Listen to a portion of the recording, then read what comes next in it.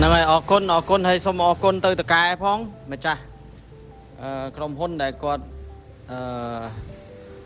thưa ca oi ca cầm mong tôi ta đôi bòn chăng á năng ai mình tha thông đây còn tu từng ó chăng ban này thà lõ bong ở con còn trơn បាទបងប្អូននេះគឺជាសម្ដីពិតរបស់អតិជនដែលគាត់មានទីតាំងនៅខាងសន្សំកុសលគាត់បានជ្រើសរើសដំឡើងសណាញ់ការពារមូសដំឡើងមួយទ្វារដែលមានទំហំ